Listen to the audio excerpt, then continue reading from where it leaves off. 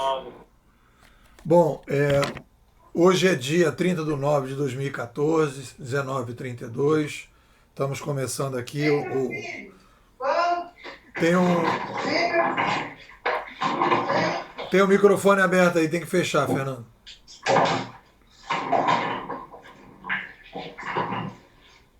Tem o microfone aberto aí, só abrir quando falar. Aí então é dia 30 do 9, hoje é o nosso primeiro. Nós estamos no Campeonato Master do Clube do Nepô. Estamos na quinta semana, já fizemos 4 discussões, fizemos ambientação, fizemos uma discussão sobre reputacionismo, governança digital na escola, governança digital na ciência, governança digital em organizações produtivas. Hoje a gente vai conversar sobre tudo isso e os assuntos que pintarem sobre esses temas ou variações. E é isso, estamos aqui com o Fernando, com o Marcelo e com o Paulo. E aí eu pergunto para vocês aí, o que vocês querem bater papo aí, o que vocês querem conversar, dos vídeos que vocês viram, das discussões que nós tivemos, o que está chamando a atenção, o que está borbulhando na cabeça de vocês.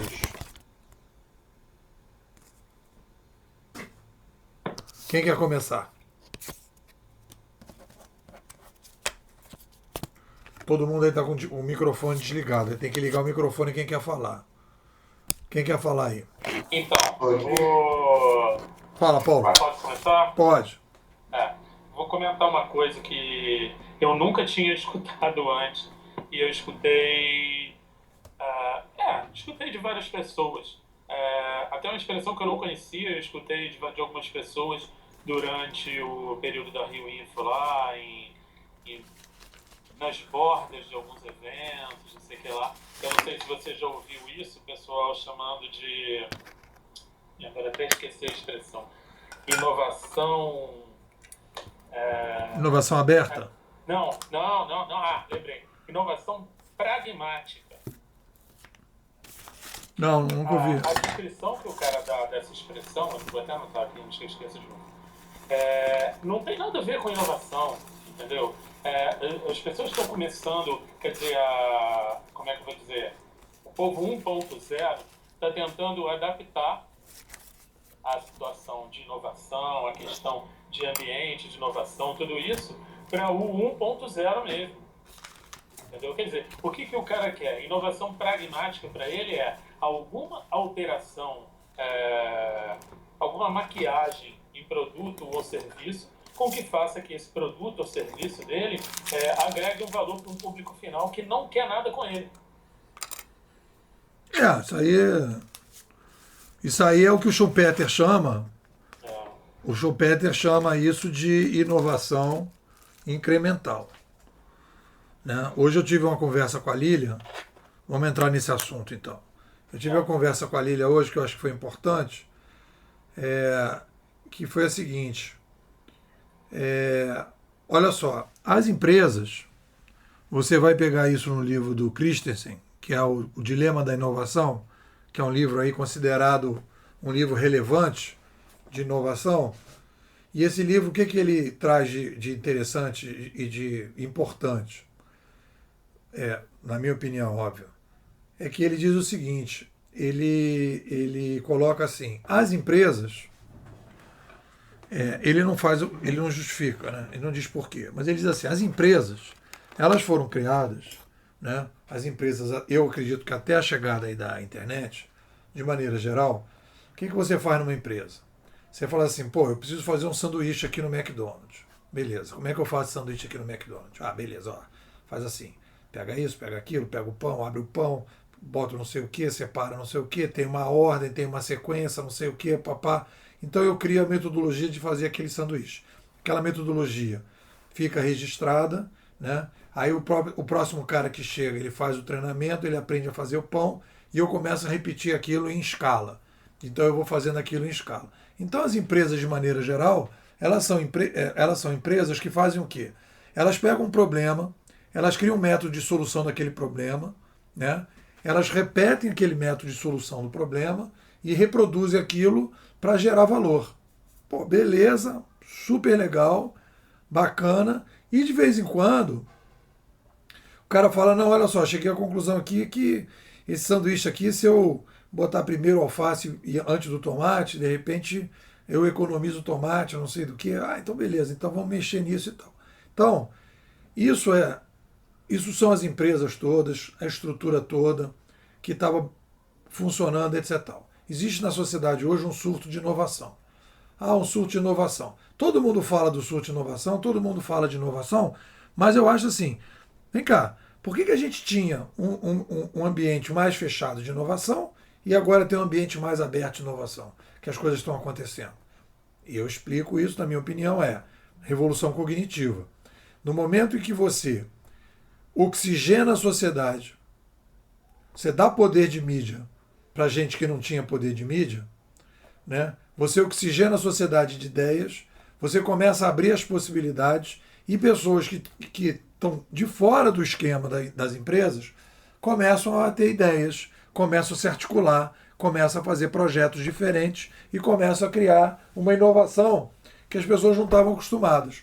As pessoas controlavam o mercado, controlavam a inovação, que a revolução cognitiva, né, o controle das ideias, segura a inovação. Você tem uma baixa taxa de inovação na sociedade quando você tem forte controle das ideias. Abrir os controles, você tem das consequências, né, do descontrole das ideias é o aumento da taxa de inovação.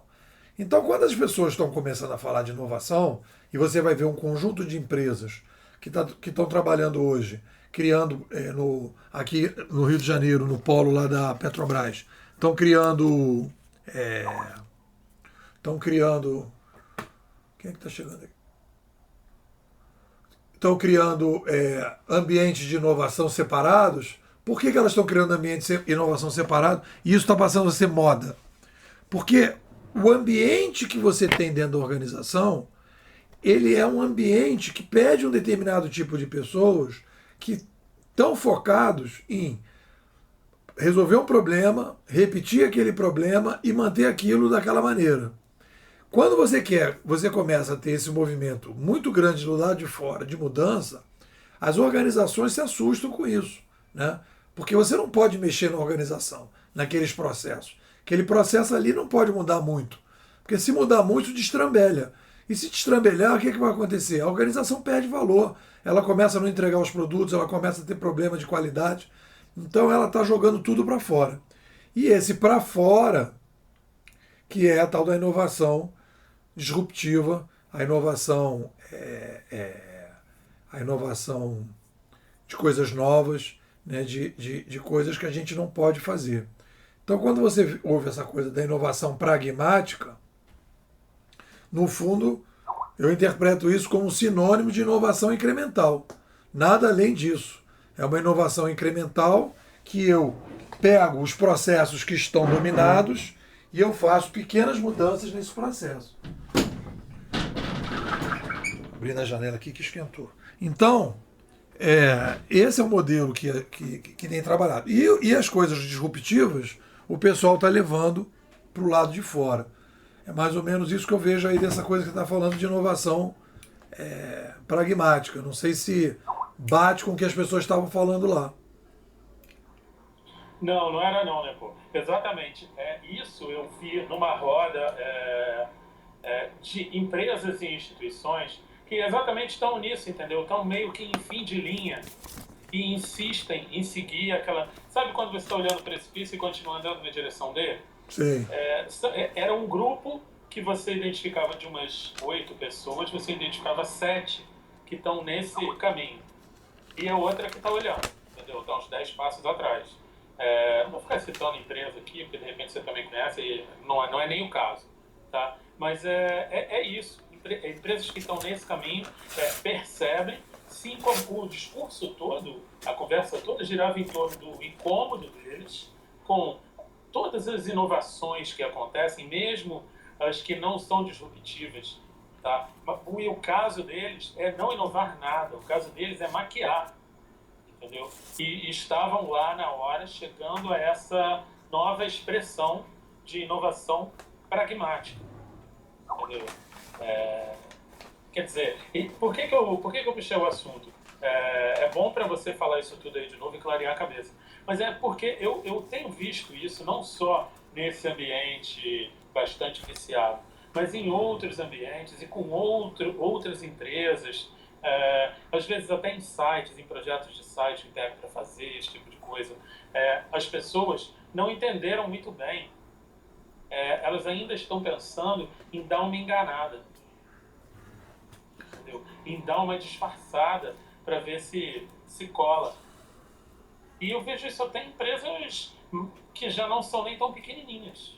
Mas olha só, o que eu acho aí, Paulo, Né? eu tenho conversado com a galera e o pessoal começa a bater muito nas empresas, que o pessoal isso e tal. Então o que eu acho que é o seguinte, isso tem a ver até com essa discussão, às vezes, antissistêmica que as pessoas têm na política também. O que acontece? A sobrevivência da espécie, as organizações garantem a sobrevivência da espécie. Então, quem faz a comida, quem faz o vestuário, quem faz os serviços de comunicação, o serviço de telefonia, o serviço de transporte, serviço de saúde, etc. São organizações. Né? Essas organizações, elas acabam ficando conservadoras por uma necessidade. Então, assim, porque as empresas têm dificuldade de mudar, as empresas não querem mudar, etc. Eu acho normal que elas não queiram mudar. Né?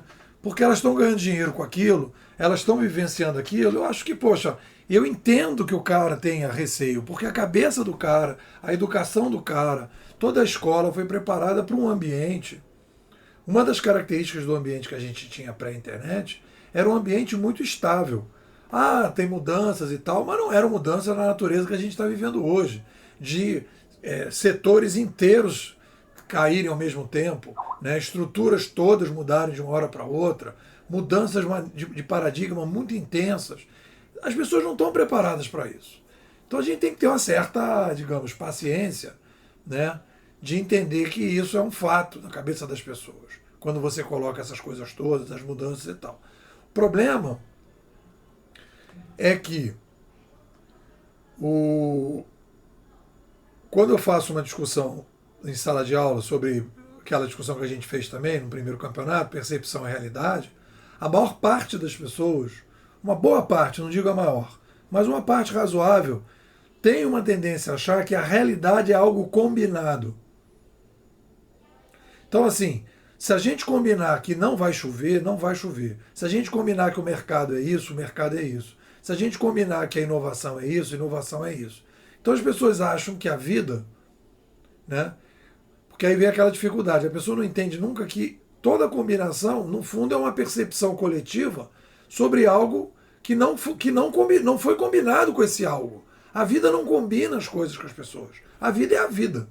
Né? A vida, as coisas que acontecem, são as coisas que acontecem. O que a gente tenta como ser humano é tentar entender o que a vida é, o que ela pode ser, da maneira que ela vai acontecer.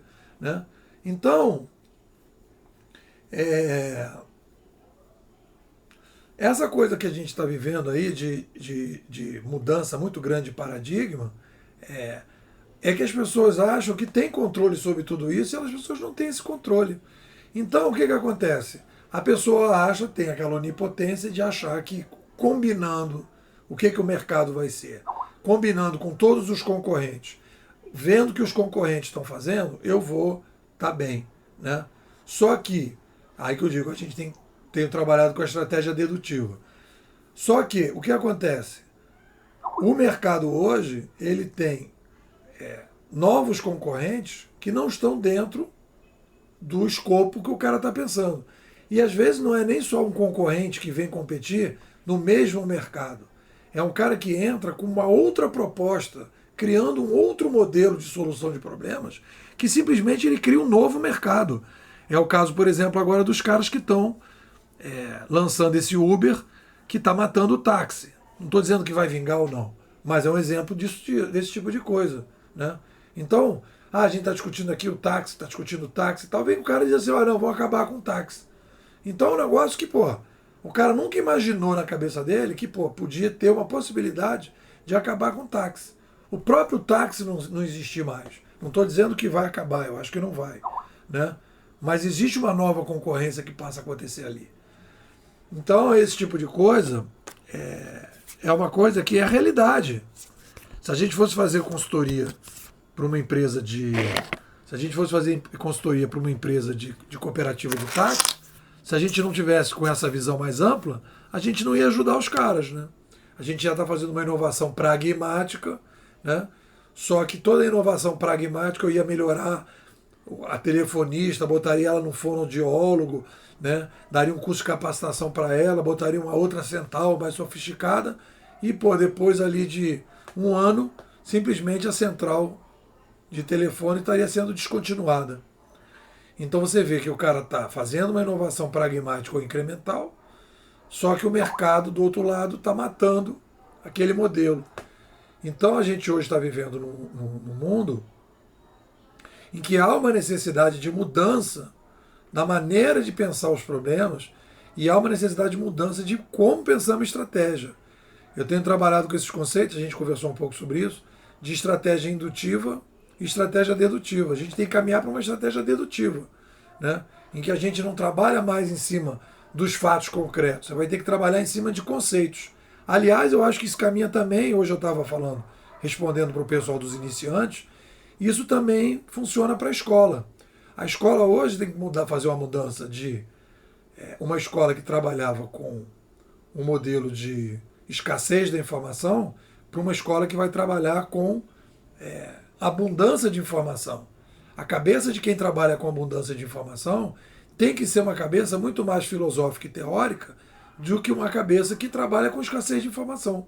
A escassez de informação, né, padroniza uma visão teórica filosófica e você muda algumas coisas. E numa discussão no mundo de abundância de informação, você tem que trabalhar com outro modelo. Essa é a crise que a gente está passando. A nossa cabeça não foi formada, não foi preparada para viver nesse mundo que a gente está vivendo agora, né? E isso é uma crise muito grande. E vai demorar um certo tempo para a gente poder começar a reagir a isso, né? A gente está fazendo esse trabalho aqui, por exemplo, do clube, né, que é alternativo, interno e tal, papá. Mas eu acredito que a gente vai ter aí as escolas tentando chegar mais ou menos nesse modelo, né? Discussão filosófica, discussão teórica, tentando ter uma visão mais ampla dos processos. Atendeu, Paulo? Não, atendeu sim. Eu até escrevi aí, porque o que eu sei que é muito chato. Eu tento até evitar essa situação de crítica do mercado, não sei o quê, pensar na situação. Esse cliente é que não quer o meu trabalho, vou procurar outro cliente, quando esbarro em alguma pessoa assim. Mas é porque a gente encontra tanto disso, né, que me parece um estorvo para o andamento das coisas, entendeu? No meu próprio mercado de design, há muito tempo atrás, quando eu era ativo, há uns 10 anos atrás, quando eu era ativo dentro do mercado, participava de discussão, essas coisas, enquanto a maioria estava insistindo na regulamentação que insistem até hoje, eu falava, é preciso contar o que a gente faz, é preciso contar o que a gente pode ajudar na vida do empresário. E isso não andou, entendeu? Nunca, eu até desisti vamos dizer assim, de militar nessa região, porque nada andava, as pessoas não se ligam nisso. Não, vou fazer isso não, se eu ficar falando dos benesses do design, vai ter mais designer para dividir o mercado. Quer dizer, numa área em que a cabeça não deveria ser tão burra, a cabeça é bem burra, entendeu? Como eu vi esse tipo de pensamento empatar todo o andamento das coisas por lá, eu vejo hoje em dia nesse mesmo caminho esse mesmo tipo de pensamento. Pô, vou dar uma maquiada, pô, eu não vou fazer isso, eu não vou aceitar isso, e isso vai empatando o tempo em que as coisas poderiam estar avançando, vai reduzindo o mercado que poderia estar se formando, e ele não se forma. É por isso que eu às vezes insisto nessa reclamação. Eu acho que é quase uma reclamação mesmo. Mas aí, Paulo, tem uma coisa que eu acho que a gente tem que entender também, que é o cenário brasileiro, né? O Brasil, ele é um país conservador, autoritário, é um país de baixa inovação, né? As pessoas trabalham muito de uma forma pouco empreendedora, arriscam pouco, né? Quer dizer, eu acho que o cenário, por exemplo, que a gente pode ter nos Estados Unidos, por exemplo, num momento como esse, ou em Israel, por exemplo, esse tipo de inovação, de ser coisas incrementais, etc, etc, eu acho que é muito mais forte do que no Brasil, né? A gente às vezes não se toca, né? Eu acho que essa eleição está mostrando um pouco isso, né? A gente não se toca o que é um país de terceiro mundo, né? A gente quer fingir que não é um país de terceiro mundo, a gente quer fingir que a gente não tem essas desigualdades, não quer fingir que, pô, sei lá, boa parte da população ela está ainda, sei lá, pré-idade média, né? Em termos assim de capacidade de reflexão e de autonomia de pensamento. E isso tudo impacta, cara. Sabe? Impacta. A gente vê isso agora, né? Que a gente precisa chamar todo mundo para opinar sobre um determinado tema, que é uma eleição. Você vê, opa, olha como é que as pessoas pensam, olha como é que as pessoas podem ser manipuladas, olha como é que é o nível das pessoas. Isso é o Brasil, né? E as empresas estão imersas nisso. Então, acho que para a gente que trabalha com isso, para a gente não enlouquecer, a gente tem que trabalhar com os nichos possíveis, né? Para poder. Então, não adianta a gente bater aonde que não vai sair água, né? Então, tem que também fazer o nicho, né? Escolher nichos que estejam com vontade de inovar, nichos que querem trabalhar em cima de uma coisa mais interessante e trabalhar em cima disso, né? Porque senão a gente realmente fica um negócio muito, como é que chama? Desgastante, né? E acaba indo para uma rua sem saída, né? Ontem eu tive numa empresa aí de ecologia, os caras estavam bem abertos, assim, né? Eles não rolou trabalho porque os caras estão esperando o resultado da eleição, mas o cara aberto, o cara ouviu tudo, o cara inquieto, né? Quer dizer, então é um tipo de cliente assim que é um cliente mais perto, né, do que a gente está querendo vender, é um cara que já estudou, que já fez pós-graduação e tal. Não é um empresário casca grossa, entendeu? Então esse tipo de empresário, esse tipo de nicho que a gente tem que procurar. E se a gente não achar essas pessoas, a gente fica muito frustrado, né? Eu acho que tem que. Às vezes é o perfil da empresa e às vezes é o perfil do cara que está trabalhando na empresa, um cara mais inquieto, né? Fernando, você ia falar, fala aí.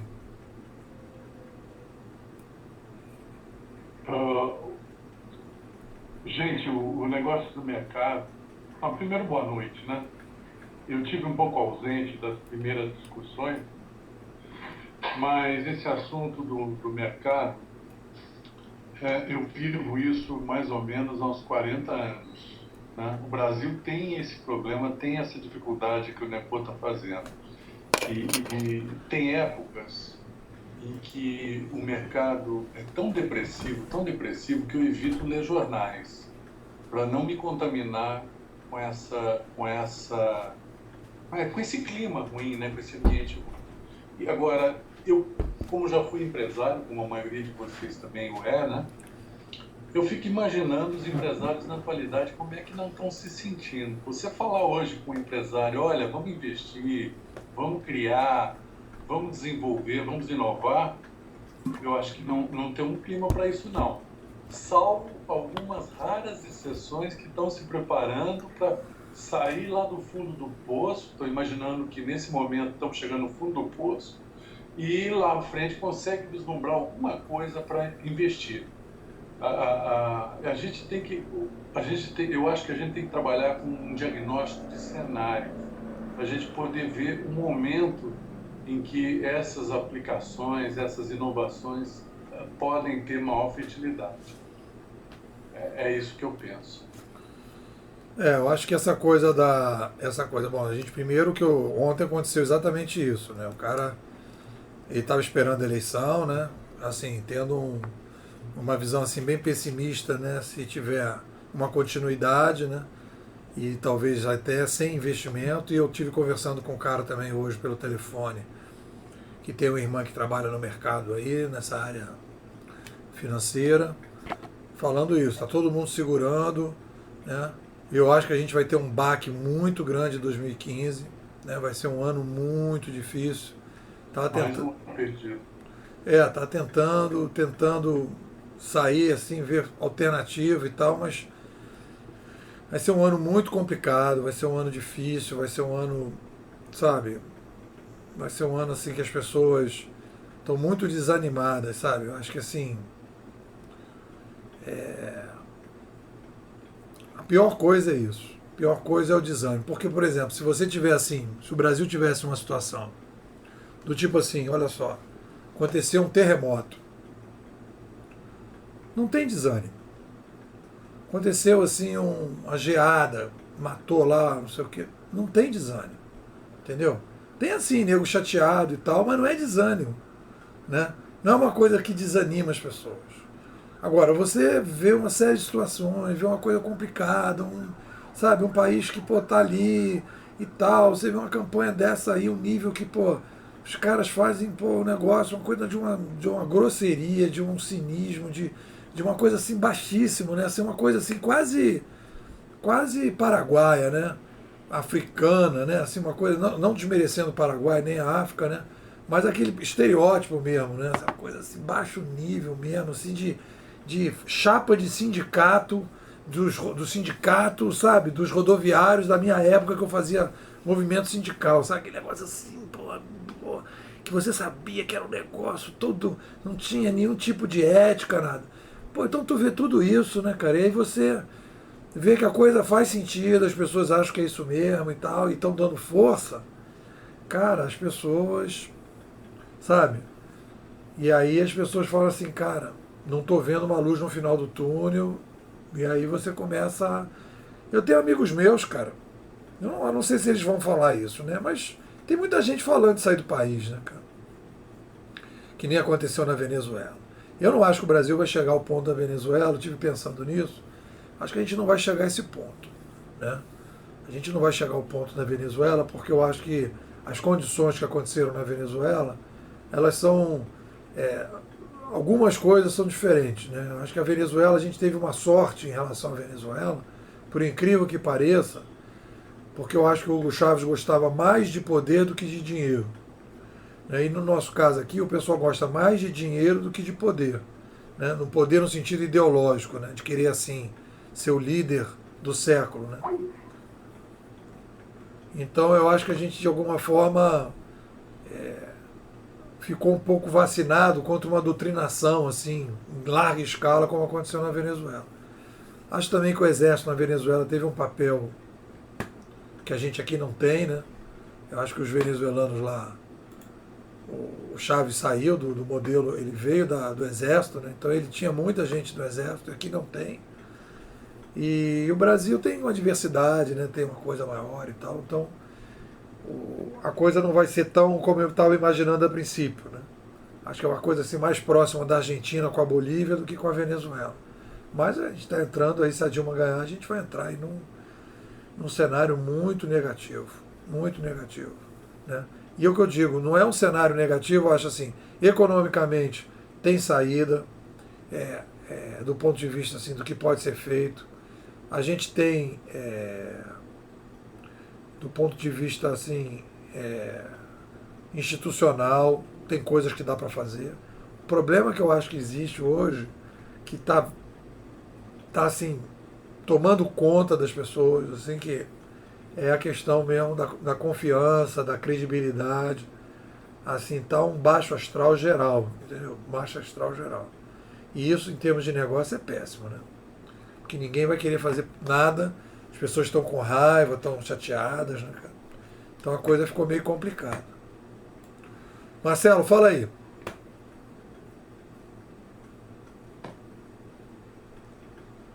Tem que ligar o microfone.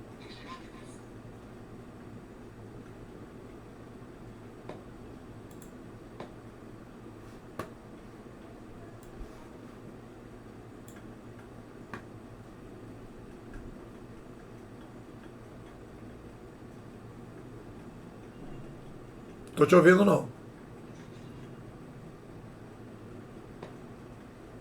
Marcelo? Deu uma congelada ali. Paulo caiu, Marcelo deu uma descongelada. Marcelo?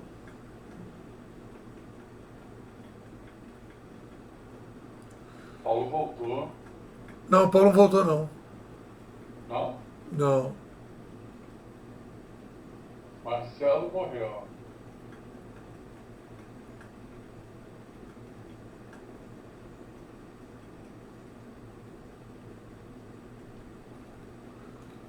Não, o Marcelo tá lá. Ele tá sem som só. Não está conseguindo falar, Marcelo? Está ouvindo e não está falando? Então, peraí, vou fazer o seguinte. Eu vou fechar a sala e vou abrir de novo. Só um pouquinho, galera.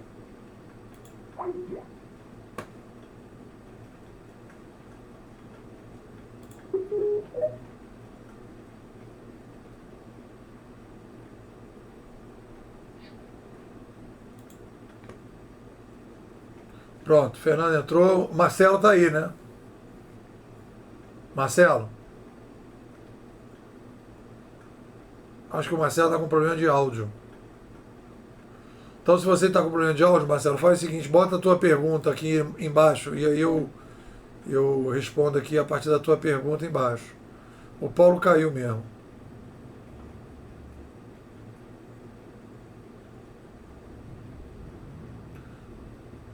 Fernando, o teu microfone tá desligado, Fernando.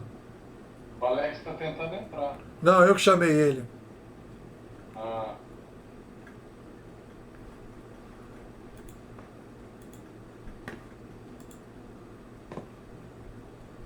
Saiu a pesquisa, né, pô?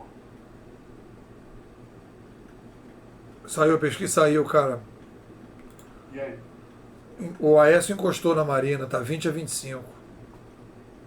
É. E a Dilma continua igual, quer dizer, o que mexeu foi em segundo lugar. Que coisa, né? Essa mulher não... É, mas é aquela coisa, eu acho que se o Aécio também. Tudo na vida, malandro, tem coisas boas e coisas ruins, entendeu? Se o Aécio passar a Marina, ele. Porque o que acontece? Ele foi preservado, né? Ele passou muito tempo preservado, né? Ele passou muito tempo preservado, então ele ficou sem ataque, né? Então ele foi ficando ali na situação confortável. A Marina acabou virando o boi de piranha, né? E o Aécio veio em cima dessa onda, né? Agora vai começar a briga de novo do PSDB com o PT, né? Agora, se o Aécio passar para o segundo turno, ele vai ter que ser muito agressivo, cara. Porque se ele não for agressivo, ele não chega não, cara. Se ele for esse Mauricinho que ele está sendo, não chega não.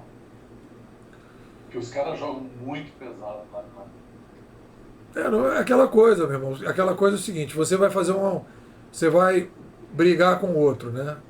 Aí você assim, combina assim, ó, aqui negócio é o seguinte, só pode lutar com faca. Aí quando começa a luta, tu pega uma metralhadora, entendeu?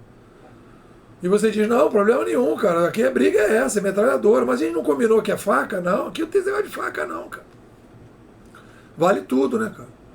Aí... Não, e eles jogam em grupo lá, a Luciana Genro ataca, é terrível aquilo. A gente não está preparado. É que nem a inflação, foi que nem o PP. Você tem que estar preparado para uma coisa desse tipo, entendeu? Não pode se iludir que vai ser manso. O Paulo caiu, vamos voltar ele aqui de novo. Paulo entrou. Você chamou. Opa, voltei. Beleza.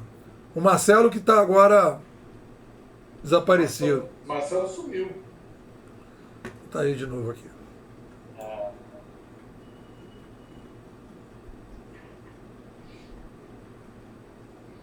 Aí a pergunta dele aí.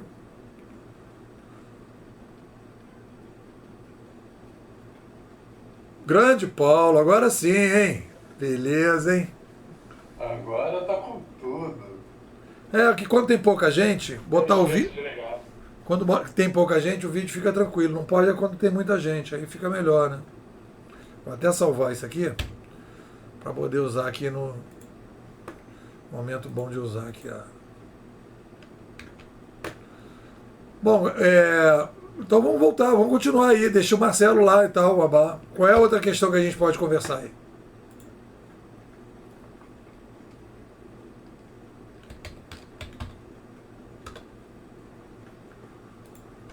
Hein? Vamos começar a falar de política. Podemos falar também, se você quiser falar, a gente fala, cara. Vamos falar de política, então? Vamos.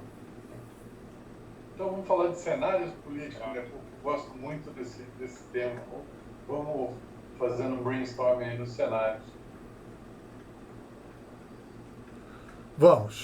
Vamos pensar no pior cenário, que é a vitória da Dilma? Pior cenário. Economia em dificuldade. Então, eu vou fazer aqui. Não tem investimento, não tem nada. Então, olha só, eu vou fazer o cenário aqui. Primeiro eu estava hoje eu fiz, não sei se vocês viram no Facebook, eu fiz um desabafo.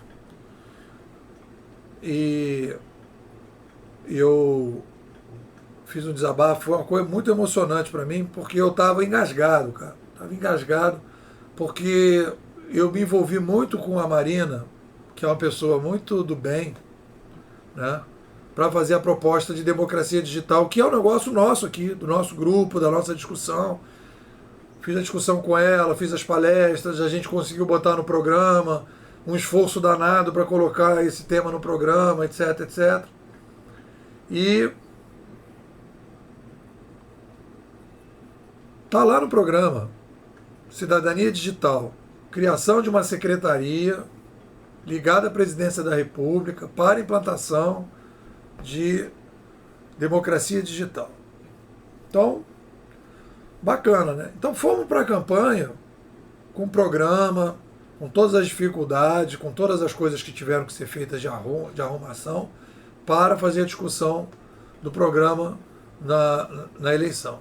Só que não estava colocado um dado que é fundamental, que eu aprendi nessa eleição, que nós temos o nosso amigo marqueteiro da Dilma, que é o marqueteiro de toda a América Latina, que a estratégia dele é assim, é não deixar que o outro tenha a sua voz.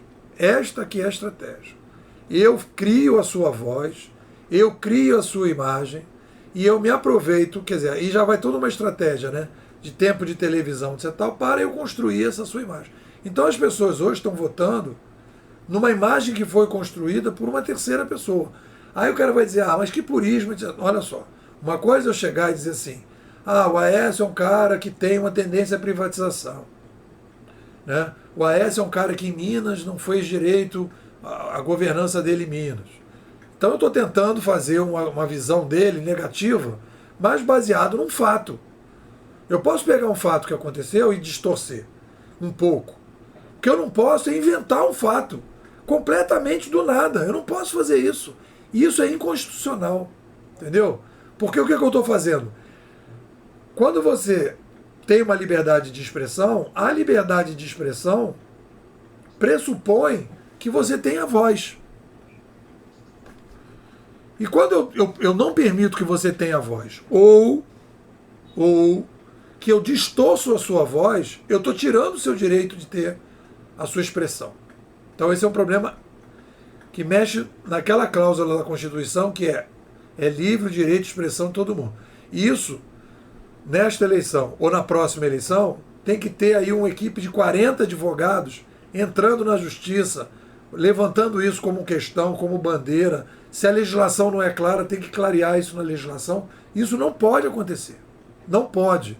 Porque isso distorce o processo democrático. E isso é uma coisa grave, muito grave. Bom, tirando esse desabafo que eu fiz e tal. Então, o cenário que eu tinha. Meu primo, tem um primo meu que está no Canadá, a gente conversa praticamente todo dia. Então, hoje eu me acalmei mais pelo seguinte, porque eu acho que o cenário bolivariano no Brasil, o modelo da Venezuela, é muito pouco provável acontecer o modelo venezuelano no Brasil. Por quê? por causa que, na Venezuela, algumas diferenças. Você vai comparar o Chávez com o Lula. O Chávez é um cara que vem do exército, isso aí já é um problema, porque o exército, querendo ou não, sempre é uma força moderadora, que vai interferir em algumas coisas. E o Chávez é um cara muito mais ideológico do que o Lula. Ideológico, não estou dizendo que ele é ideológico, que ele não gosta de dinheiro, não sei. Mas ele é muito mais ideológico. Ele é um cara que foi lá com o Fidel, e ficava com o Fidel, e conversava com o Fidel, e queria discutir com o Fidel, e que tinha um projeto, que foi para os palanques, que defendeu o socialismo, que falou de Bolívar, que tinha todo e queria construir uma narrativa. Entendeu? O Hugo Chávez, ele era uma liderança que se aproxima um pouco ao Mussolini. Um cara de farda, desenvolvendo uma narrativa, pegando determinados ícones e colocando determinado tipo de coisa. E com isso ele influencia uma geração inteira, né? Um pessoal que é um meio lumpen proletariado lá, e esse pessoal sai. Deixa eu ver se eu chamo o Marcelo de volta. E esse pessoal cria as milícias, e esse pessoal assume o tal do socialismo do século XXI como uma bandeira. Né? No Brasil isso não está acontecendo. Quero ver se vocês concordam comigo. Todo grupo que apoia a Dilma, não está apoiando a Dilma, tirando aí uns 3 ou 4%, que é petista, que é dogmático, etc, etc. Mas o grosso dos votos da Dilma é um voto não ideológico. É um voto Bolsa Família. Você vai dizer que é manipulado, você vai dizer que é esmola, pode dizer o que você for. Mas é um voto Bolsa Família. Se você disser para mim, por exemplo, que o Lula... Se você disser para mim que o Lula é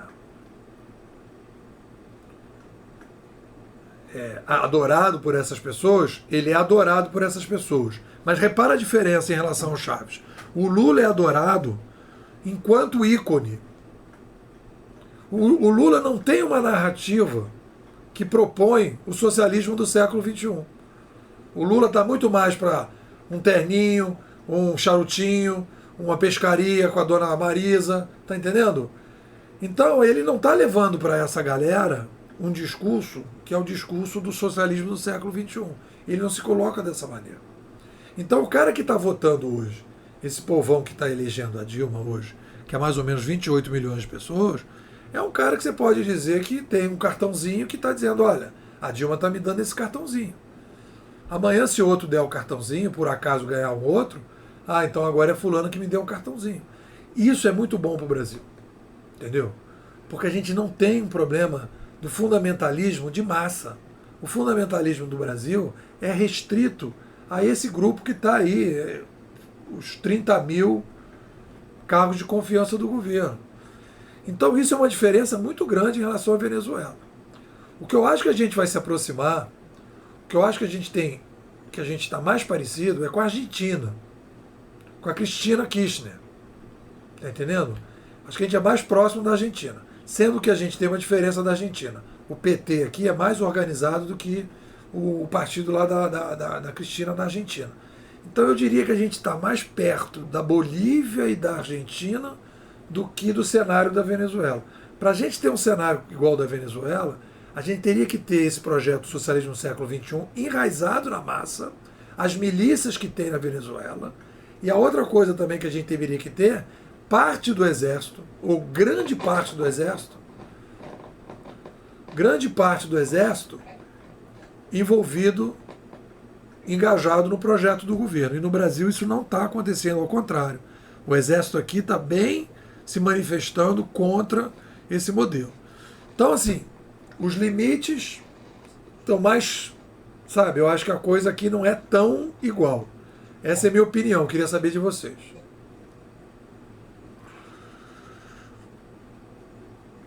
Fernando, o que você acha? Eu acho que o Exército não aceita Dilma e Lula por muito tempo, não. Então, se a gente for pensar por esse caminho, é uma oposição a Dilma. Por outro lado, você hoje falou no pessoal da direita, né? No Caiado, Bolsonaro. no Bolsonaro, né? Esses caras podem ser uma força, sim. Eu estava pensando nisso, né? E esse pessoal lidera muita gente mesmo, tá? E que não... E pasme, né, Pô e Paulo? O Marcelo está aí de novo. Jovem, Marcelo. Muita gente jovem. Impressionante. Então, eu vejo esse pessoal como sendo a ponta de lança para uma formação de uma oposição mais agressiva. Coisa que a gente nunca teve, né? E que a gente precisa, né? Pô, você bateu bem nessa tecla. A gente precisa ter oposição nesse país. Porque esses caras estão se sentindo muito confortáveis. E depois dessa vitória, se eles conseguirem, né? Eles vão se sentir muito acima desse poder, né? E cada dia mais. Então, eu acho que a gente precisa de uma oposição forte, atuante, porque ela vai abrir espaços para a democracia, para a verdadeira democracia, né? Não, sabe por quê? Fernando, sabe o que eu quero te falar em relação a isso? Você só consegue ter um centro porque o que acontece? A Marina, ela não é uma pessoa que vai chegar e falar da Venezuela. Ela não vai dar porrada. Ela é uma filósofa, entendeu? Ela é uma teórica, é uma artista, ela é uma pessoa do bem, uma pessoa assim, light, tá entendendo? É uma pessoa que se sente bem entre os artistas. Para ela poder crescer, você tem que ter do lado lá, você tem que ter o cara da esquerda falando o que está falando, e você tem que ter aí uns 10% de votos, uns 5%, uns 8% de um Bolsonaro da vida descendo o sarrafo, dando porrada. Porque aí o centro passa a ser um equilíbrio. E hoje, quem que é a direita hoje no Brasil? É o Aécio. A direita no Brasil que se apresentou é o pastor Everaldo. A direita que se apresentou no Brasil é o Fidelis lá, o coitado. Entendeu? É um pessoal light, completamente light, é um pessoal assim, quer dizer, então o que aconteceu? O que aconteceu no Brasil? Com a chegada da ditadura, o que aconteceu na ditadura? Essa é uma reflexão sobre isso que eu fiz. Aconteceu na ditadura o seguinte, os caras foram lá, deram uma brecada, tinha um golpe e o contragolpe. Quem que vai dar o golpe antes? Aí tudo bem, os caras fizeram lá o golpe de 64, tomaram o poder. No fundo, o que deveria ter sido feito, se era a pretensão, vamos restabelecer a democracia, os caras deviam ter passado lá 1 ano, 2 anos, arrumava a casa, colocava de novo o negócio e ficava lá no quartel dizendo, se vacilar eu volto, se vacilar eu volto. Aí o que nego fez? Negócio tá bom, hein? Vamos estender aí o nosso tempo de casa e vamos ficar mais uns 10, 15, 20 anos na brincadeira, tá entendendo? E aí começou a brincadeira. Foi aí que começou o problema. Porque o discurso dos militares fica vazio exatamente por causa disso. Pô, por que tu ficou 10 anos? Né? Porque teve muita gente, inclusive, do centro que apoiou o golpe. Né? Porque viu que, a esquerda estava crescendo, os caras terroristas, nego matando. Então, peraí, vamos botar os militares na parada. Só que os militares, assim, gostaram do osso, né? Aí ficaram 20 anos. Aí, malandro, criaram também, né? Porque, a polícia brasileira, malandro, é um negócio que nego tá torturando até hoje, cara. Nego mata até hoje, né? Não foi em 64 que matou, nego continua matando. Então, malandro, o que é? Pode matar? Tá beleza, tá liberado, pode torturar, pode, mete bronca aí, caramba, então vambora, malandro.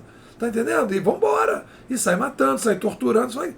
Continua, essa parada continua, o país é um país violento, 50 mil pessoas morrem. Porque foi a ditadura, não foi a ditadura, o Brasil é um país violentíssimo e continua matando. Né? Então, beleza, continua fazendo essa brincadeira.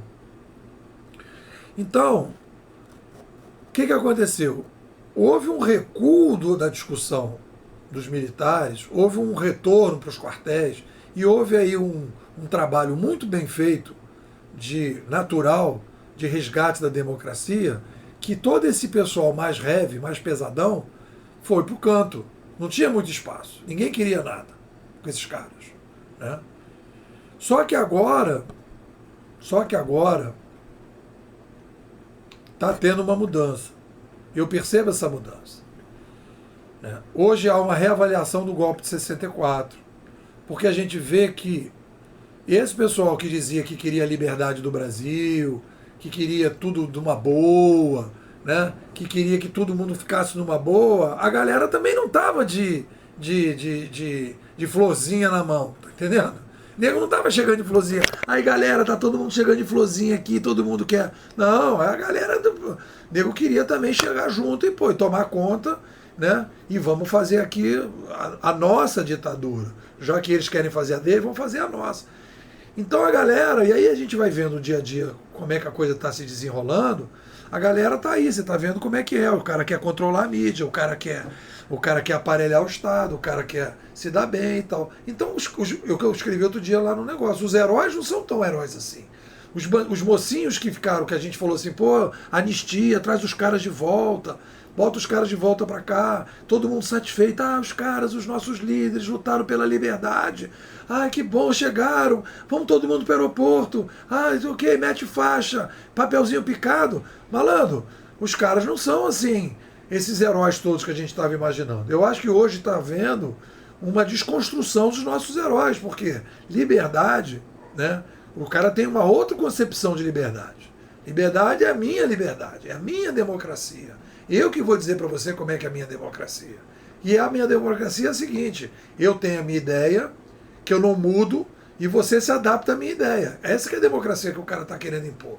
Tá entendendo? E se você diz, cara, eu não concordo, tu não concorda? Então tu é um cara de direita, tu é da ditadura, tu deve ter torturado alguém. O cara já joga essa pesada pra cima de você, mano. Tá entendendo? Então, cara, pra gente... Aí eu tava conversando com o Fernando, é o seguinte, pra você ter um centro, pra você poder estabelecer um centro, você tem que ter uma direita, você tem que ter uma esquerda. Né? Senão você não tem um centro. Então o que acontece? Está querendo que a Marina seja essa direita, ela não é essa direita. Está querendo que o Aécio seja essa direita. O Aécio é centro. A Marina, no máximo, ela é centro. E a direita, que deveria ser ocupada com gente questionando as coisas de maneira violenta, não estão tendo. Então, o que vai surgir, eu acho, que a partir de agora, você vai ver aí como é que vai ser a votação desse pessoal, e esse pessoal vai disputar a eleição de 2018. Entendeu? Essa é a novidade que a gente vai ter. E nego vai querer que dispute. Eu já estou vendo aí nego falando, Bolsonaro para presidente, Caiado para presidente. Vai vir um maluco desse aí, né, que não vai ter mais que 10%. Mas num debate desse, como está tendo aí na TV Globo, na Record, o cara vai pegar a porra do microfone e vai dar na cabeça da Dilma, que é o que deveria ter sido feito. Né? Eu acho que deveria... Ela está mentindo. A Marina devia dizer para ela assim, olha, eu não vou responder nada para você. Essa que eu faria isso. Eu não vou responder nada para você. Você é uma mentirosa. Você é uma mentirosa. Como é que você, como uma presidente da República, você tem coragem de mentir como você está mentindo? Tá entendendo? Eu não vou responder para você, não. Para você eu não respondo nada. E acabou. Por que ela podia ter dito isso? Né? Não vou responder. Eu vou falar o que eu acho de você. E pá, detonar ela. Entendeu? Era isso que ela devia ter feito, mas ela não vai fazer isso. Por quê? Ela não tem esse perfil, ela não é um pitbull, sabe? E você precisa de um pitbull. Infelizmente, a gente está precisando de pitbull hoje.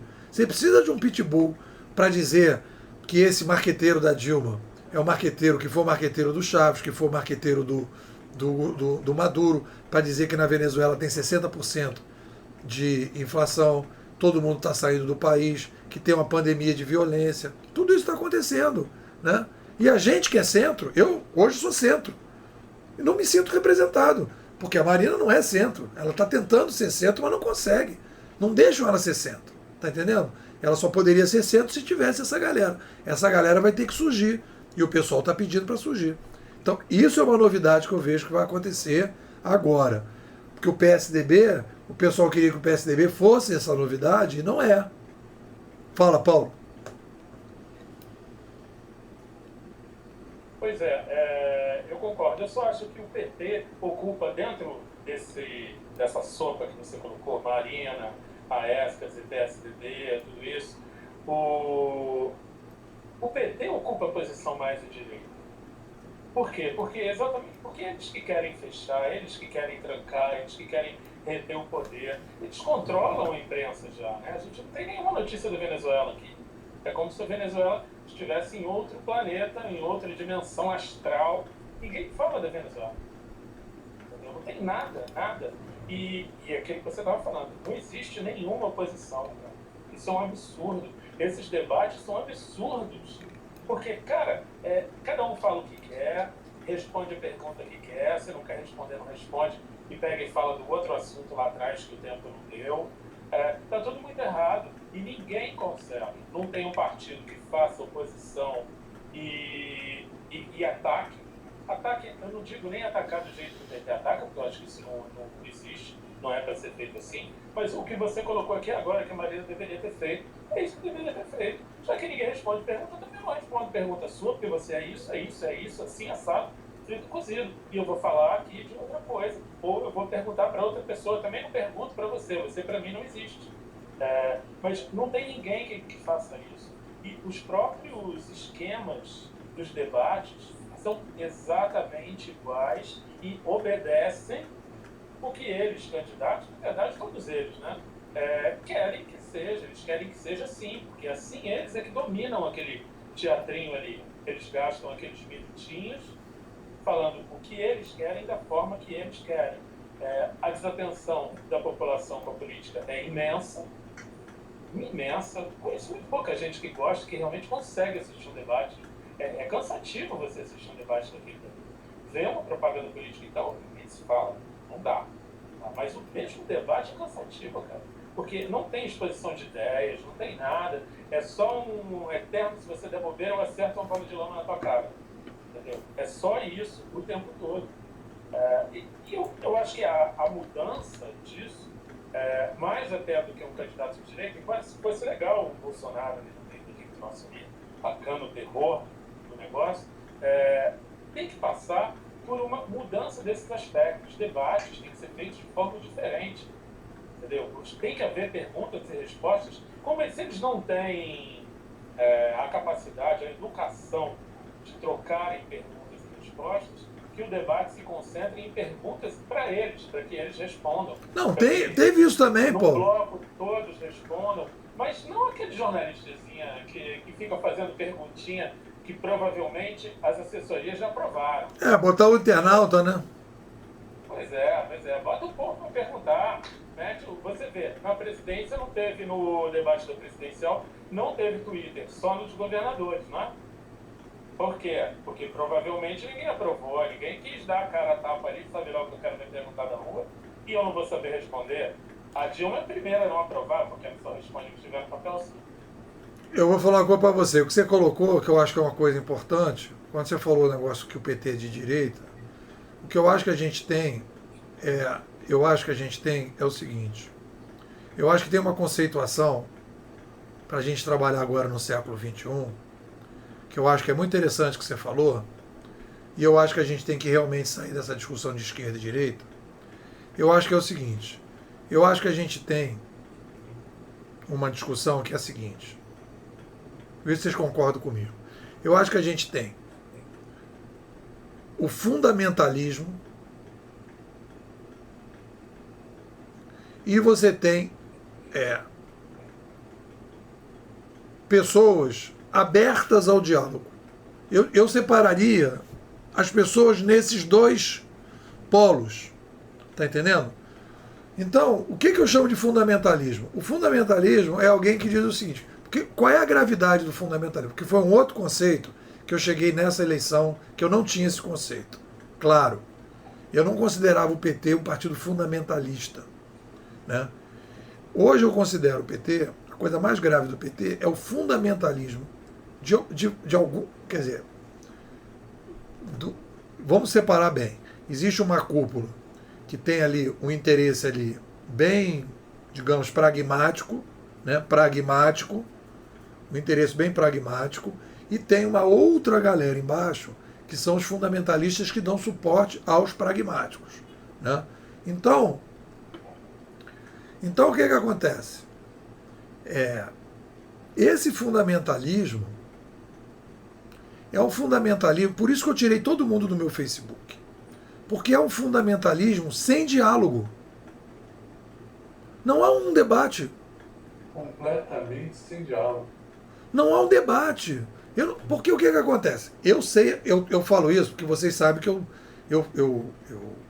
uma das minhas necessidades como professor e como uma pessoa que estuda o mundo 3.0 é justamente discutir ambiente de conversa. Eu pratico isso o tempo todo. Eu sei o que é um ambiente de conversa. Né? E eu tento estabelecer ambiente de conversa com os meus alunos para poder discutir as questões que a gente tem que discutir. Então eu sei quando o aluno chega em sala de aula e ele vem fechado para a conversa. Ele vem, digamos assim, com um fundamentalismo. Então quando você tem uma pessoa que é fundamentalista, que é dogmático, a verdade está pronta. Entendeu? E daquele ponto ele não vai sair. E a coisa mais grave nesse processo é que o fundamentalista tem um problema que é muito sério, que é o seguinte: o fundamentalista, porque você tem dois tipos de fundamentalistas, aprofundando a discussão. Você tem um fundamentalista, que é o cara que não quer interferir na realidade. Eu não como carne, sou vegetariano. Né? Não como carne. Eu sou um cara que, independente de tudo, como eu conheço muita gente, tem gente que não come isso, não come aquilo, não sei o quê, porque Deus não deixou, porque não sei do que, não faz isso, não faz aquilo. O cara tem todo um fundamentalismo, mas o cara não quer impor isso à sociedade. Entendeu? Ele está lá na vida dele, lá, aqueles caras que você vê aquele filme que tem, aquele filme A Testemunha, do Harrison Ford, que ele vai lá para aqueles quackers lá, né? E aí os caras estão lá. Os caras não andam de carro, os caras não têm televisão, os caras não têm nada. Mas é o seguinte, eles não querem impor isso para os Estados Unidos. Eles estão lá na vida deles, eles são os caras light, são fundamentalistas. Né? Eles são fundamentalistas, mas são fundamentalistas passivos. Você não vai chegar pro cara, meu irmão, pô, o carro é um negócio legal, o cara, meu irmão, não tem discussão. Agora, o problema que você tem no mundo hoje, do século XXI, é o cara que é o fundamentalista militante. Ele quer que a verdade dele seja a verdade da sociedade. Ele quer impor a verdade dele na sociedade e ele vem com a verdade dele fechada.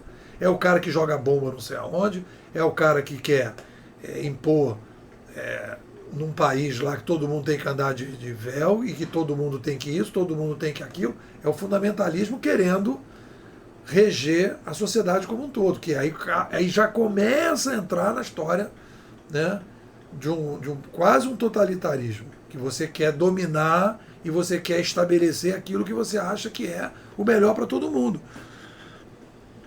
Então, por exemplo, quando o evangélico do light, eu acho que a posição da Marina, eu sou contra o aborto, mas eu aceito que se discuta essa questão no Brasil.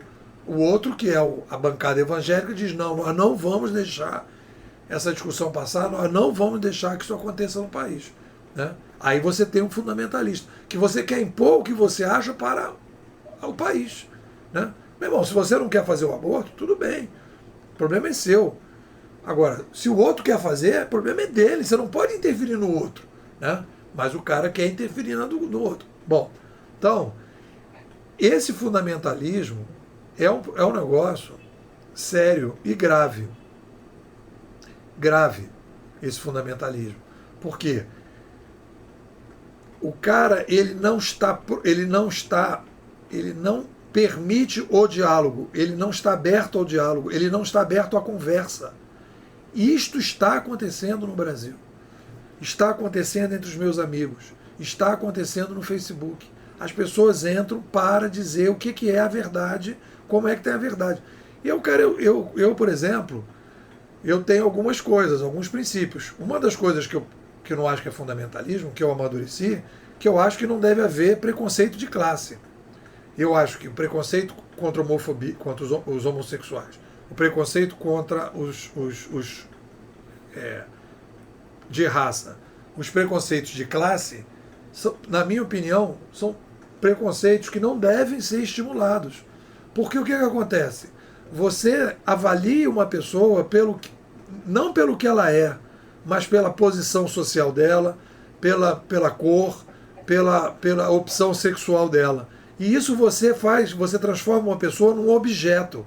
O problema do preconceito é que você transforma uma pessoa num objeto.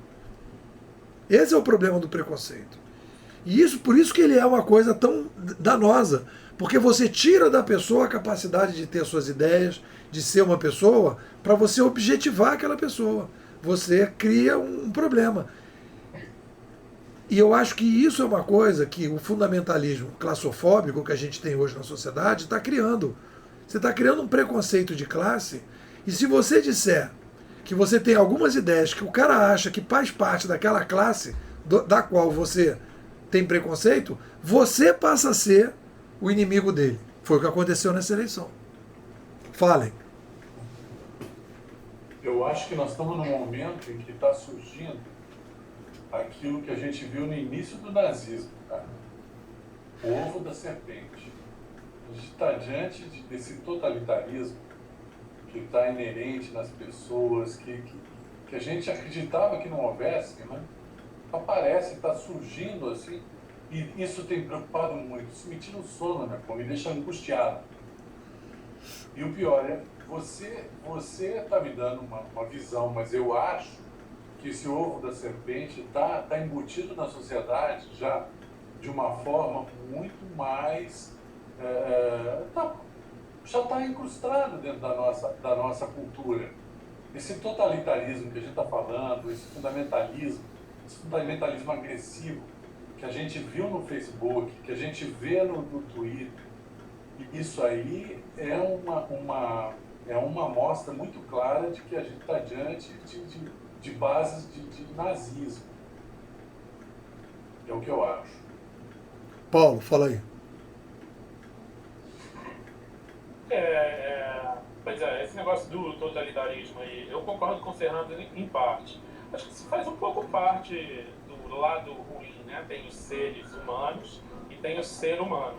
O ser humano, ele é totalitarista, ele é egoísta, ele quer que a verdade seja dele, ele quer que ele esteja certo o tempo todo. Acho que é uma coisa que naturalmente a gente aprende a jogar para o canto, isso faz parte do lado com defeito de todo mundo. E a gente aprende a jogar para o canto quando a gente conversa, a gente escuta, a gente pensa, a gente muda de ideia. Pessoas que não mudam de ideia são pessoas muito complicadas. Você encontra uma pessoa hoje, daqui a 10 anos você encontra de novo e ela está pensando igual, eu já fico preocupado. Entendeu? Porque o mundo muda muito rápido e a pessoa não mudou de ideia nem um pouquinho, não. Igual. Aí não estou te ouvindo sim, mas baixinho, mas estou te ouvindo. Entendeu? Então isso é uma coisa que me preocupa. Na minha opinião, isso está muito amarrado com essa questão das pessoas não conseguirem se livrar do seu lado com defeito, não conseguirem aprender a ouvir, não conseguirem aprender a mudar de ideia, a aceitar outras posições, mesmo que acabe não. Eu não concordo, mas tudo bem. Você tem direito a ser como você quer. Eu acho que isso vem exatamente da questão social nossa, que é muito ruim. Embora isso não aconteça só no Brasil, aconteça no primeiro mundo demais, né? Mas aqui com a gente, eu acho que está muito ligado a uma questão social. As pessoas não interpretam, elas não conseguem interpretar um texto de 5 linhas. Imagina a dificuldade que é entrar numa conversa mais profunda de 40 minutos, mesmo que seja sobre um tema leve, entendeu? As pessoas cansam da conversa. Não querem mais essa conversa, trocam de assunto. Deixa eu ver o Marcelo. Marcelo, você que caiu aí direto aí, fala aí. O que você está achando desse papo aí? O papo virou para isso aí, hein? Você caiu aí. Vocês estão me ouvindo? Está dando para me ouvir melhor? Dá para ouvir. Dá para ouvir. Baixinho, mas dá. Então vamos lá. Bom, em primeiro lugar, boa noite, Paulinho aí, boa noite, Fernando. Eu queria comentar o seguinte, eu queria saber de você, né, o que você acha da questão, eu estou com esse sentimento, baseado em achismo, essa questão da institucionalização do desejo. Eu estou tendo uma leve impressão que a gente agora não está mais assim propenso a ter determinado desejo e desenvolver esse desejo de maneira saudável, sem que para isso eu tenha que institucionalizar. Então, o que eu tenho visto aí, baseado no que vocês estão comentando nessas questões de preconceito baseados em classe, enfim, isso tem de fato aí me incomodado, tem me tirado o sono, como tem tirado o sono do nosso colega Fernando. Mas isso tem me incomodado muito, porque quando você institucionaliza o desejo, você tira do outro, né, até o desejo dele, até a posição dele, a capacidade dele opinar, se ele for chamado, né, no caso, para aquele tipo de conceito. Enfim, eu queria que você falasse um pouco, se você, com vocês, né, os três, se vocês têm visto dessa forma, ou seja, a questão de a sociedade está indo em direção à institucionalização do seu desejo, ou seja, você amanhece com desejo hoje, e, por exemplo, Paulinho curte um rock, né?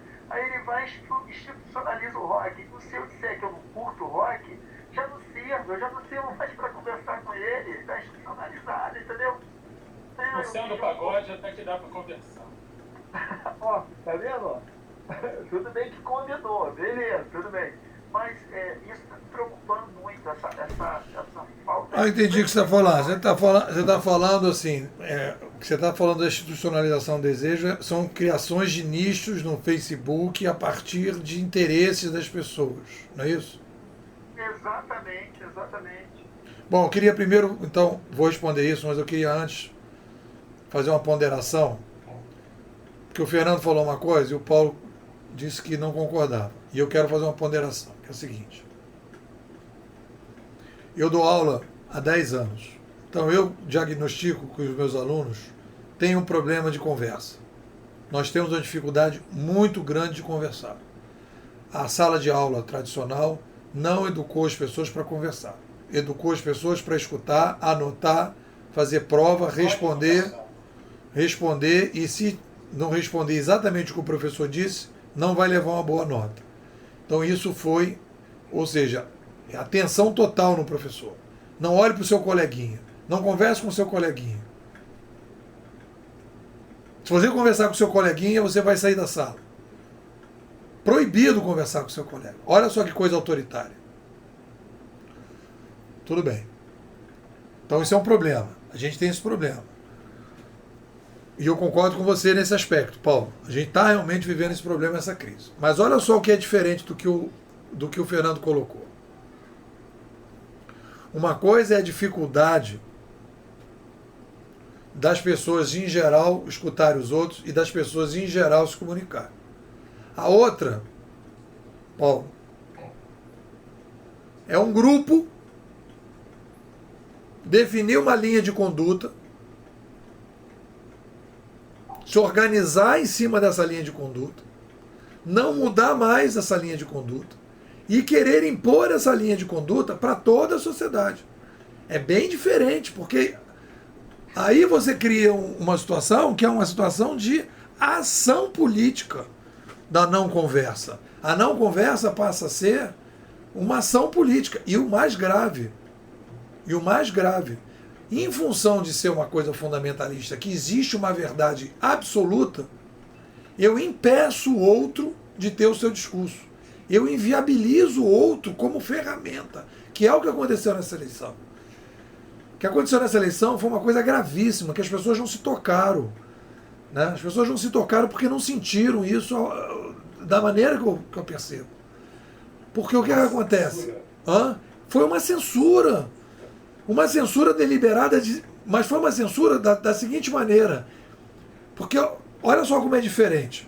O prefeito do interior vai disputar uma eleição com outro prefeito. Aí chega o cara e fala, olha, eu aprendi lá com a eleição presidencial que é o seguinte, vamos inventar uma opção de mentira para não deixar o outro lá ganhar. Aí ele faz uma opção de mentira, não sei o que, ganhou a eleição. Ganhei, legal. Aprendi. Amanhã vem um outro cara, pode ser de que lugar que for, ele vai fazer a mesma técnica, mas não é ideológico.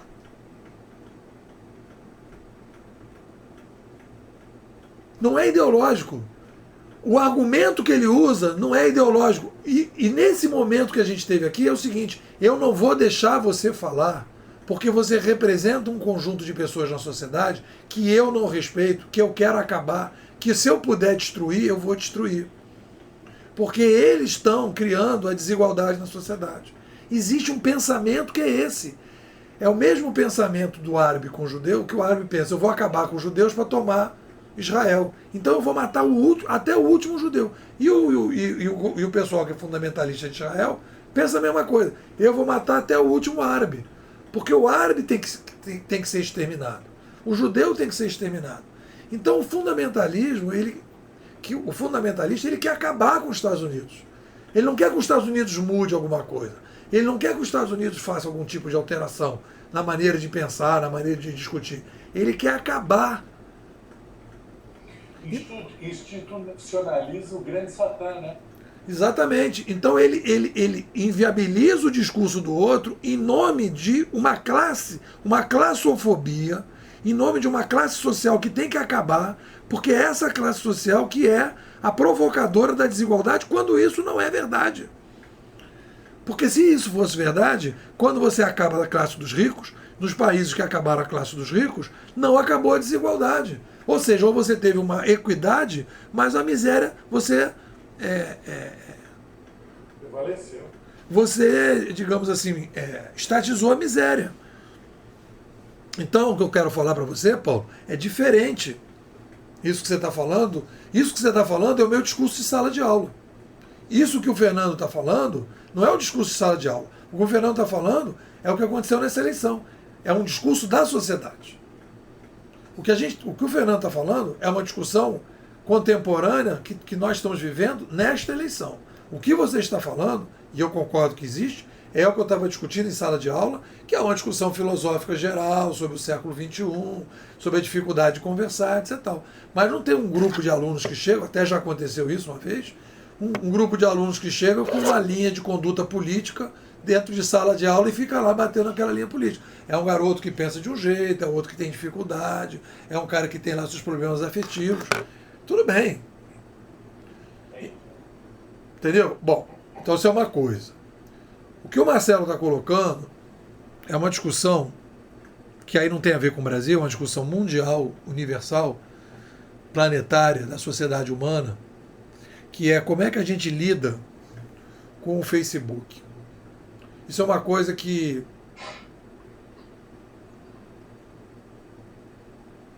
E agora tem o Elo. isso aí, Marcelo, é o seguinte. Eu acho que é o seguinte. Primeiro que eu acho que eu estou pensando muito porque eu estou na verdadeira ebulição de mudança na maneira de pensar tudo isso em função dessa eleição, né? Porque eu, por exemplo, eu nessa eleição, por exemplo, eu tirei todo mundo que eu não tinha condição de conversar. Tirei todo mundo, entendeu? Porque é uma coisa que está acirradíssima e não há diálogo. Então eu só botei gente que pensa mais ou menos que nem eu. Tem gente do Aécio lá, tem gente que vota na Marina, tem gente que está indecisa, tem gente e tal, mas eu fui tirando os dogmáticos, os fundamentalistas todos. Então eu não posso chegar agora e dizer que a gente tem que criar no Facebook um espaço e tal. Primeira coisa que eu acho aí, Marcelo, é o seguinte: eu acho que existe um engano, e esse clube é um exemplo. Esse clube, o que a gente está fazendo aqui é um exemplo. O Facebook é um bar. As pessoas querem transformar o Facebook naquilo que ele não é. O Facebook é um bar. Entendeu? Você num bar, você não senta na mesa de todo mundo. Ah, não, eu estou aqui nesse bar, mas, pô, você é um cara muito fechado. Por que você não senta na mesa desses caras aqui? Pô, eu não conheço esses caras. O que eu vou falar nessa mesa aqui? Eu não esses caras estão falando de um assunto que não me interessa, eu não quero conversar com esses caras. Entendeu? É um bar. Tu chega ali, conversa, bate papo e tal. Se beleza, o papo tiver bom, tu fica. Se não tiver, tu levanta, toma uma cerveja, não sei o que. É um bar. O Facebook não é um espaço democrático de discussão, não sei o que. Não é, não vai ser, nunca vai ser. Por que a gente criou o clube? O que eu fiz no clube? Eu saí de todos os grupos de discussão do Facebook. Todos. Todos os grupos de discussão do Facebook. Saí de todos. Eu ouvi. Todos? Todos. Nossa, eu tenho um monte, mas tenho vários que eu nem nunca fui. Eu saí de todos. Sabe por quê? Porque eu ia lá, postava uma discussão super legal, tinha retorno nenhum. Então o que eu resolvi fazer? Vamos fazer uma coisa profissional. Vamos criar um grupo profissional. As pessoas investem naquele grupo. As pessoas têm uma metodologia de discussão. Criam uma rotina. Criam uma norma. As pessoas estão... Galera, uma coisa eu vou falar para vocês. Debate eficaz e honesto. Primeira coisa para você ter um debate, isso é experiência de 10 anos. Primeira coisa, identificação de um problema. Você discute em torno de um problema. Ponto número 1. Segundo, todo mundo que está na discussão tem interesse em resolver aquele problema. Porque se tiver um cara que está dentro do grupo que não quer resolver aquele problema, não vai rolar discussão. Entendeu? Todo mundo tem que ter interesse assim, cara, vamos discutir o problema do câncer na vesícula? Vamos. Todo mundo tem interesse em resolver o problema do câncer na vesícula? Pô, então vamos ver como é que é a melhor forma de resolver? Então tá beleza. Então o tema é câncer na vesícula, vamos ver a melhor forma de resolver, cada um vai dar o seu palpite e a gente vai discutir. Aí tem um cara que fala, cara, eu quero que o cara que tenha câncer na vesícula se ferre. Esse cara não pode estar no grupo. Porque ele não está com o objetivo de ajudar, ele está com o objetivo de atrapalhar. Então, o que eu digo para vocês é o seguinte, um debate eficaz, ele não é uma coisa que acontece de repente, não. Você tem bate-papo você tem em tudo que é lugar. Ah, vamos falar de futebol, cada um dá um negócio, toma uma cerveja, sacaneia o outro, isso é bate-papo. Conversa, debate, é uma coisa, cara, que tem que ser feita quase como se fosse dentro de uma igreja. Tá entendendo? Com hora marcada, com uma série de critérios, com uma série de metodologias, com uma coisa bem organizada, para a coisa funcionar. Entendeu? Para a coisa poder funcionar, senão não funciona. Senão é bate-papo, eu não tenho nada contra bate-papo. Só que o bate-papo é uma rede. Eu já falei para vocês que existem 3 redes, na minha opinião, humanas. Rede de relacionamento, rede de ação e rede de conhecimento. O bate-papo é uma rede de relacionamento. O Facebook é um canal de relacionamento, não é um canal de conhecimento. Paulo, fecha aí o... Isso.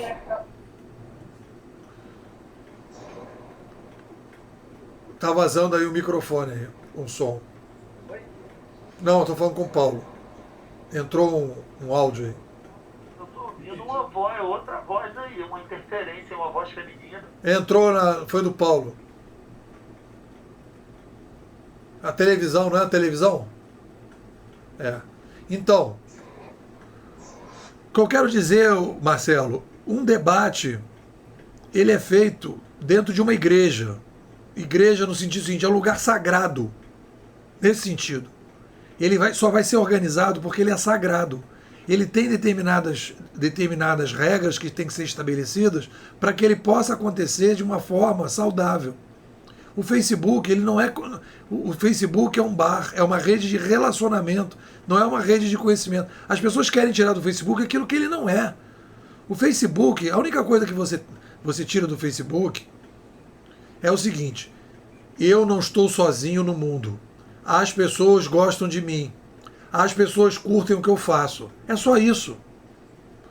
E pingando, tem alguma coisa ali que você tira de informação e tal, papá. Mas o fundamental é, olha o meu cachorrinho, olha o meu gatinho, olha o meu filho, olha não sei o quê. É isso.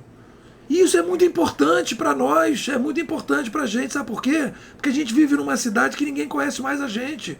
A gente sai para a rua, não conhece ninguém, a gente não conhece o vizinho que mora no prédio. Então a gente precisa desse carinho, desse amor. A gente precisa, quando é assaltado, todo mundo acarinhar, né? Pô, não fica chateado. Pô, ainda bem que você tá bem. Você fala, que bom. Todo mundo tá me acarinhando, é isso. Então, o que eu digo, Marcelo, é o seguinte. O papel que está acontecendo hoje é que a escola não está cumprindo o seu papel. A escola tem que mudar radicalmente. A escola tem que sair da escola da escassez para a escola da abundância, a escola do diálogo, a escola da solução de problemas, a escola que vai incentivar as pessoas de novo a conversar. Enquanto a gente não tiver esse tipo de escola, nós vamos viver no mundo da abundância, no mundo em que a gente precisa ter um tipo de cabeça e está sendo formado por um outro tipo de cabeça. Nós estamos numa crise, malandro, gigantesca. Tem nego pulando da ponte por causa disso. Fala, Fernando. Ô Depô, eu acho que a gente... Vamos dar uma reorientada? Nós começamos falando de cenário, né? 2018, até 2018 nós discutimos um pouco. Qual é o cenário para a eleição de 2018? O que a gente pode prever? As forças que vão influir, que vão determinar uma mudança em 2018 ou a manutenção do status quo em 2018. O que você acha? Cara, eu vejo aí forças que podem determinar mudanças aí. Vamos trabalhar em cima de forças. Uma força que vai acontecer nesse período é a questão dessas denúncias da Petrobras. Por quê? Porque são forças... O cara parece que é um cara que documentou muito. Aquele doleiro tem muito dado, muita informação.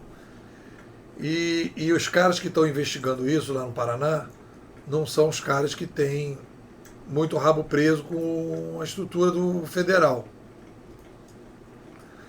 Então isso é uma força possível de exercer uma influência muito forte, inclusive porque não é descartada a possibilidade da própria presidente estar sendo envolvida no processo, né? Então essa é uma situação. A outra força que eu acho que determina esse período aí do mandato da Dilma é a postura que ela, se ela ganhar, né, é a postura que ela vai adotar, né? Se ela vai entrar no modelo Lula 2002, que é colocar um cara no Banco Central, Henrique Meirelles, né, tirar o Manteiga, voltar a fazer o que eu acho que é a tendência, né, mais provável. Tentar repetir o Lula de 2002. Colocar um cara bem PSDB no Banco Central, fazer um modelo bem conservador, etc. O problema é que se ela fizer isso, ela vai ter que repassar os preços, né? Se ela quiser dar uma moralizada em tudo, ela vai ter que repassar os preços, vai ter um problema sério de inflação e vai ter um problema de desemprego. Que ela sempre está dizendo que ela está conseguindo levar o país para o buraco porque não está demitindo ninguém. Mas ela quer fazer o omelete, mas não quer quebrar os ovos, né? Então, esse é um problema. E o outro problema que eu acho que a gente tem aí, que é como é que a gente vai voltar a crescer. Porque como é que vai crescer? Porque você tem que trazer dinheiro novo. Crescimento é dinheiro novo. Você tem que vender algo para alguém querer comprar e alguém botar dinheiro novo no país. Não tem mais dinheiro, você não pode mais trazer classe C. Agora estou querendo dar que o aposentado pegue dinheiro emprestado para pagar em 72 vezes. É mais endividamento. Entendeu? Então esse cenário todo é um cenário assim. Há uma possibilidade de uma ruptura institucional antes de 2018. Eu vejo essa possibilidade no caso da Dilma ganhar. Uma ruptura institucional, né? Em função da crise que vai ganhando, a Dilma vai estar politicamente muito fraca enquanto presidente, né? Ela vai ter um apoio de um segmento da sociedade que tem muito pouca força na opinião pública. Ela vai ter um esgotamento em termos de desgaste com a mídia, com o mercado, com um grande setor da classe média e com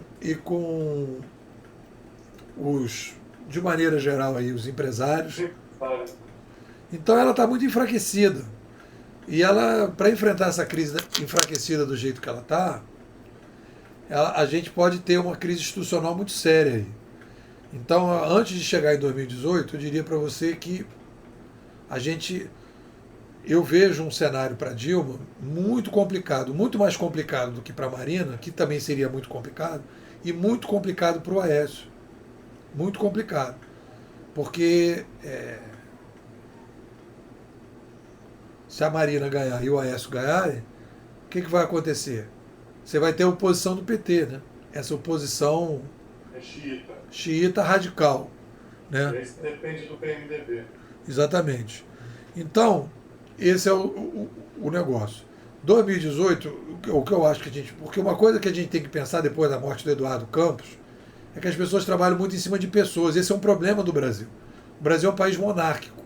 Então você tem meia dúzia de liderança e fica variando em cima dessa liderança. Só que essas lideranças... Fernando caiu.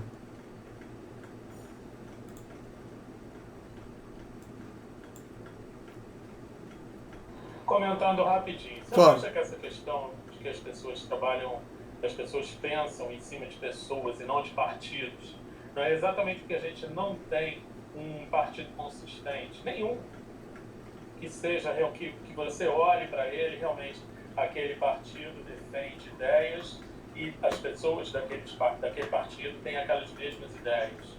Eu não vejo isso.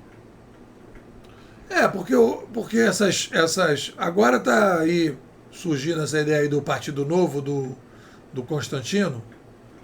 Ele está tentando fazer uma coisa desse tipo, né? O Constantino está tentando fazer esse tal do Partido Novo, que seria um partido liberal, né? O PT era uma frente de esquerda, né? E ele continua sendo, de alguma forma, ele continua tendo ali uma visão de luta de classe, e aí virou um partido meio populista que tem aí... Mas depois que chegou no poder, né, se deteriorou. outra coisa. Mudou totalmente. Então, eu concordo contigo. Então, o que acontece quando o Fernando estava falando, que ele estava falando assim, mas o cenário e tal, que cenário é esse que a gente vai ter? A gente depende muito aqui no Brasil de pessoas, né? Então, as pessoas morrem. Pois é. O Eduardo Campos morreu, então o Lula vai estar com saúde, aí é um cenário. A Marina vai estar com saúde, é outro cenário. Né? O Aécio é mais novo, mas... Então, assim, eu acho que... ele tem perfil de liderança para subir, para ser... Agora, com certeza, o que eu digo para você, a minha opinião, que nós vamos ter na próxima eleição um candidato de direita pesado, eu acredito que vai ter. E acho que seria bom. Não de direita, mas um cara mais agressivo, sabe? Isso é bom, inclusive, para o pessoal do centro.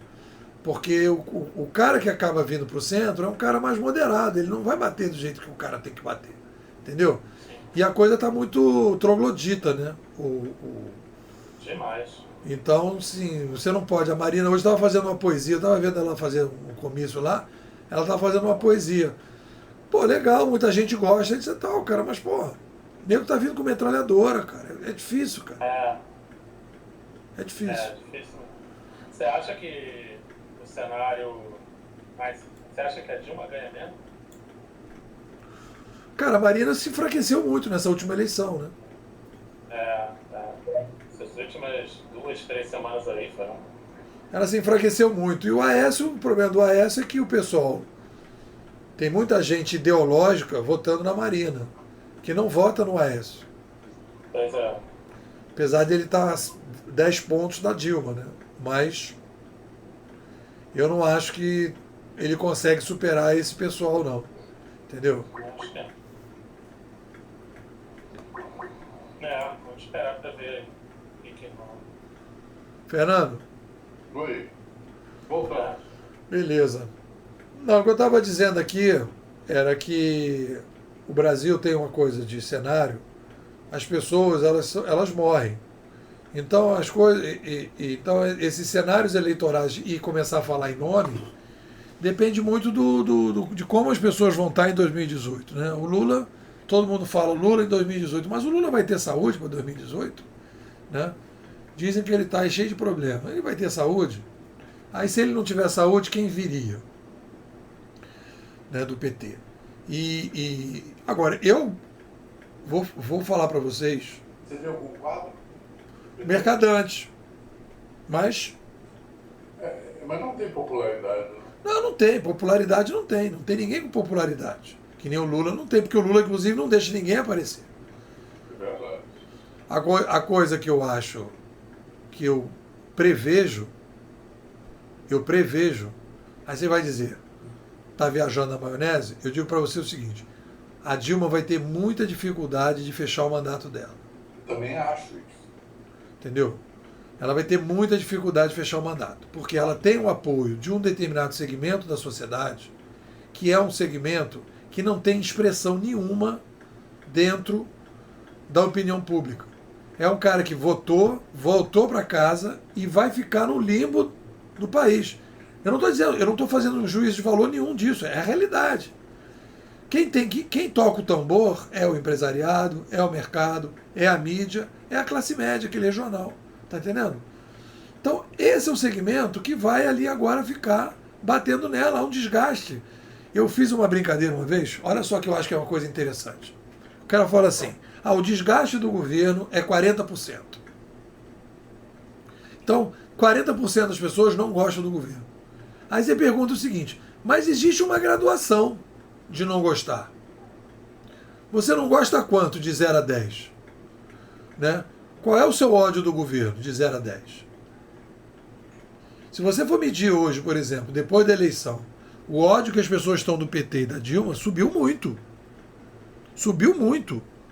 Subiu demais. Então, assim, mas ela continua sendo bem avaliada, etc. Tudo bem. Mas ela é bem avaliada por aquelas pessoas. Hoje as pessoas não querem ver ela nem na televisão. É capaz dela sair lá, não sei para onde, e nego começar a jogar ovo na cabeça dela. Tá entendendo?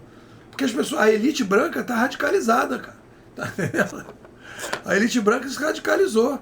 Porque as pessoas estão por aqui da história, cara. Então, cara, isso também é um fator que tem que ser levado em conta, porque as pessoas estão com muito menos paciência. Então, assim, uma coisa que poderia ser levada numa boa, ela trouxe agora uns médicos. Cintura, nenhum. Então as pessoas estão com muita raiva. Passou de uma coisa que é de uma insatisfação, as pessoas estão com raiva, estão com ódio, estão com vontade de desganar. E isso é uma coisa muito ruim, tá entendendo? Porque não dá espaço para ela errar nada. Qualquer coisa que ela fizer, nego vai cair em cima. E aí vai ficar mais separada ainda, vai ficar mais pesada ainda. Então, aí aquela coisa que a gente estava conversando sobre o Facebook, cara, eu não vou voltar para o modelo original do meu Facebook. Meu Facebook hoje não vai entrar fundamentalista e vai ser o pessoal que é contra o governo. E a gente vai ficar lá no meu Facebook batendo contra o governo. Não vai ter ninguém defendendo o governo. Tá entendendo? Mas você é uma pessoa muito radicalizada. Não, meu Facebook é um bar, cara. Só entra quem tiver estrelinha anti-PT. Acabou. Desse jeito. É a festa do anti-PT. É o direito que eu tenho no meu bar fazer isso. Tá entendendo? Eu não preciso desse contraponto no Facebook. Eu preciso ler a opinião das pessoas no jornal, eu posso ler blogs de outras pessoas, eu posso ler coisas e tal. Mas que a pessoa tem o direito de opinar das minhas coisas, encher o meu saco na minha linha do tempo, não, senhor. Eu não vou ser um dogmático, mas na minha linha do tempo eu não quero que as pessoas entrem na minha linha do tempo para fazer discurso, para ficar falando besteira. É um direito que eu tenho. Entendeu? É uma questão de saúde. Porque senão você fica o tempo todo se desgastando. Né? Perda de tempo. Perda de tempo, total. Não vale a pena. Bom, gente, e aí? Vamos fechar, né? Fechar, né? Fechar porque não, acho que nós estamos muito restritos a 3 pessoas só, né? O Marcelo caiu. Paulo, o que ficou de boa hoje? Cara, a parte do desabafo lá daquela inovação. Alô? Tô ouvindo. Agora perdi. Voltou. A parte de inovação pragmática, que eu desabafei o horror, que foi ouvir esse troço mais uma vez. O papo de política muito bom. Eu confesso que eu não sou uma pessoa das mais politizadas. Entendi aquilo que você falou, que a minha visão estava sendo uma visão, vamos dizer, social, e a visão que o Fernando colocou, realmente a visão da ação política, da utilização da coisa política, né? Da atuação em cima daquilo. Entendo perfeitamente. Muito agradável o papo, como sempre, e esclarecedor. Vou procurar fazer a mesma coisa na minha timeline também. A maioria, os poucos que ainda tem, que ainda são militantes, estão contidos, né? Como conhecidos ou ignorados. Mas eu também já estou ficando meio de saco cheio das eventuais coisas que acabam pipocando. Se a gente ainda tiver que aturar mais 4 anos, aí é que não dá para ter essa gente perto mesmo, porque é doença. Valeu mesmo. Valeu, Fernando. Fala aí. Para mim valeu bastante, porque a gente não tinha isso no script, né? Mas os acontecimentos trouxeram isso à baila. São coisas que têm me angustiado, acredito que têm angustiado a todos vocês. E é muito bom a gente pensar em estratégia, né? Pensar o futuro, pelo menos a gente cria um pouco de alento, porque a grande realidade, cara, é o que eu escrevi hoje: o Brasil parou, está parado, os empresários estão desanimados. Falar de inovação, falar de gestão, falar de consultoria, falar mesmo de temas que são muito próximos da gente, né? Não encontram um ambiente fértil. Então, foi muito bom esse desabafo, foi muito bom esse fugir do script, né? Acho que isso é importante. É importante também a gente fazer isso presencialmente, viu, né, pô? Vamos combinar, a gente não fez isso na outra vez. Vamos fazer uma reunião do nosso Clube Master, vamos fechar. Vamos propor. Chave de ouro, presencial. Isso, em vez de a gente fazer o próximo no Skype, bom, se bem que tem as pessoas que não estão aqui no Rio, né? Então a gente vai ter que fazer o Skype e depois a gente faz o presencial como encerramento. Eu vou. Isso, valoriza. Não, vou fazer. Vou fazer aqui no Rio, a gente faz. Cara, eu gostei muito também, para mim foi bom. Eu estou vivendo essa eleição de uma maneira muito profunda e muito intensa, muito até compulsiva mesmo, né? Porque eu me envolvi na campanha da Marina, me envolvi profissionalmente também, né? Assim, no envolvimento e tal. E estou muito escandalizado com as coisas e tal. Não devia estar escandalizado, devia ter aprendido isso com as outras campanhas. Imaginei que talvez com a Marina fosse diferente. Não foi. Eu acho que o Brasil não está preparado para entender o fundamentalismo que está no poder, não está preparado, não entendeu ainda. Eu vou mais longe, o mundo não está preparado para entender o fundamentalismo. O Brasil não está preparado, a gente não tem vacina para isso. E o que é mais interessante, que eu acho que esses vírus, o fundamentalismo, ele no Brasil, ele era um vírus do bem. Todo mundo achava que era do bem, então todo mundo estimulou o vírus. E de repente o vírus que todo mundo tinha estimulado, todo mundo achava que era bom, que era legal, pô, legal, esses caras, pô, pá.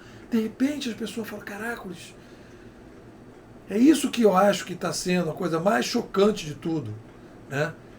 O que eu falei, que o mocinho virou bandido do dia para a noite. E você? Lembra aquele comercial que o Washington Oliveto fez para a Folha de São Paulo, que aparece os 40 milhões lá falando a mesma coisa, né? Que é o surgimento, depois no final fecha com uma cruz nazista. Você já viu esse filme? Não. Muito interessante. Foi vitorioso em uma época, né? Ganhou comercial, etc. Mas é exatamente é isso que a gente estava falando aqui o tempo todo. Esse fundamentalismo está levando a gente para um buraco. E foi bom a gente ter esse papo, porque a gente fica atento, né? Atento a isso. Porque eu acho que, Fernando, uma coisa que eu acho que é fundamental, que eu falo sempre, que eu aprendi com teoria, é o seguinte: conceitos são para ser usados. Você tem que definir claramente o que são as coisas. Então, quando você fala fundamentalismo, você pode comparar, aí você já pode comparar o fundamentalista brasileiro com o fundamentalista muçulmano, com o fundamentalista israelense, com o fundamentalista americano. É o mesmo fenômeno. Aí você tira da ideia, não, que o cara é de esquerda e de direita. Não, o cara é fundamentalista. E ele é um fundamentalista, e aí você vai dar um adjetivo para isso, é um fundamentalista militante, em que ele não está satisfeito de ser fundamentalista para a sua comunidade, ele quer fazer o fundamentalismo algo que seja para todos os outros. Ele quer impor o fundamentalismo dele. E o fundamentalismo tem essa característica. No momento que ele é um fundamentalista militante, ele não considera o outro válido. Só ele é válido. Né? E isso é muito grave em termos de democracia, isso é grave em termos de diálogo, isso é grave em termos de solução de problema. Isso é uma coisa que tem uma consequência em termos sociais profunda. Em termos isso que eu me referi, o ovo da serpente, né? Em termos de violência, em termos de conflito, em termos de tudo isso que vai sendo gerado. E o pior de tudo, o fundamentalista, ele acha que está fazendo bem. Ele não tem culpa. Certo, né? Ele não tem culpa. É que nem um serial killer, ele mata e ele não tem culpa nenhuma. O serial killer, ele mata e acha que está fazendo bem. Essa é a gravidade da situação. Porque você vai chegar pro cara, pô, meu irmão, eu tô sofrendo, vocês não deixaram eu ter voz? Como assim, cara? Peraí, cara, tá exagerando, cara. Pô, isso é da eleição. Qual o problema? Entendeu? Então, assim, é tudo assim, tá tudo bem, tá tudo legal, sabe? A gente é do bem, a gente faz tudo pro bem, questão da desigualdade, a gente é pobre, beleza. Então, cara, é uma situação muito complicada, cara. Porque exige muita sabedoria para você poder lidar com isso. Não basta dizer, não, o cara é filha da puta. O problema não é o cara ser filha da puta, que o cara é escroto, não, é uma coisa mais profunda do que isso. Porque escroto, filha da puta, é um cara assim, tipo, que é um perverso, assim, né? Esse tipo de coisa é muito complicado, porque você tem pessoas assim que você fala assim, pô, esse cara é um cara super legal, um cara que tem ideias bacanas e tal, fundamentalista. Entendeu? Na hora H, o cara vai apoiar uma coisa que você vai achar que você não acredita.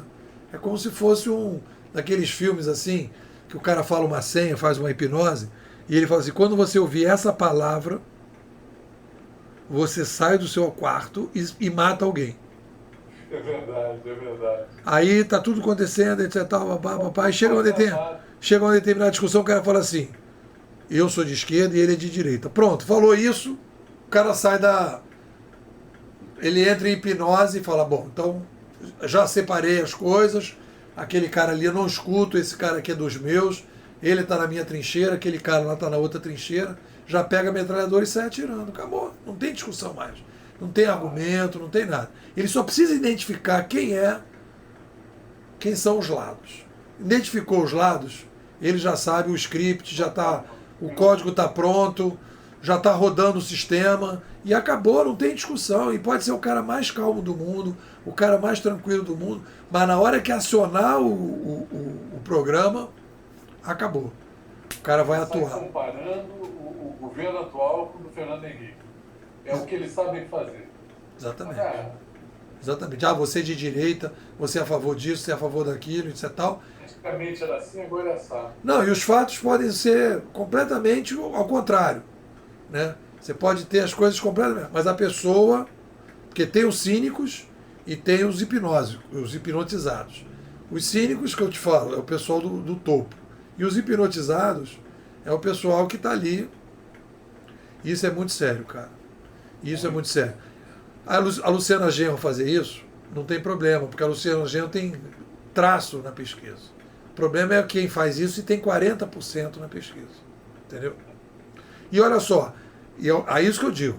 Os fundamentalistas no Brasil são 3% ou 4% desses votos. O resto não é fundamentalista. É isso que pode dar uma esperança para a gente.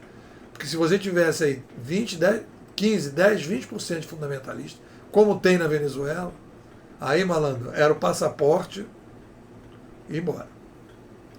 Bom, galera. Boa noite. Boa noite, então. Valeu mesmo. Boa noite, pessoal. Valeu.